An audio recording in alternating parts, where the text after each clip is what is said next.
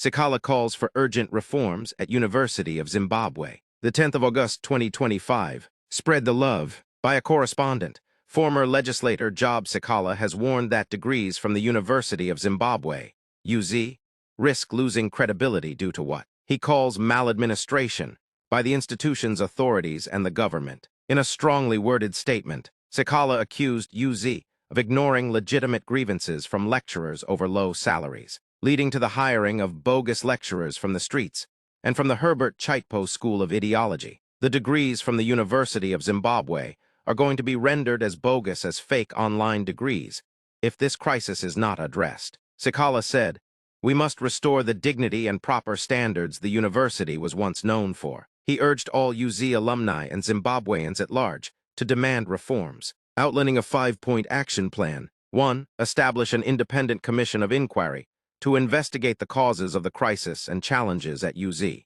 2. Unconditionally reinstate all fired and suspended lecturers. 3. Review and improve living wages for lecturers to meet their demands. 4. Conduct a forensic audit of UZ finances to determine whether tuition fees, accommodation payments, and donor funds have been misused through corruption or underhand dealings. 5. Depoliticize the grievances of university staff, noting that underpayment affects both academic and non-academic employees. Sikhala said the situation at UZ reflects broader governance failures in Zimbabwe's education sector, and warned that without urgent reforms, the institution's reputation could be permanently damaged. "Let's make the UZ work once more and restore its dignity," he added. "Don't forget to like, subscribe, and turn on the notification bell for more updates.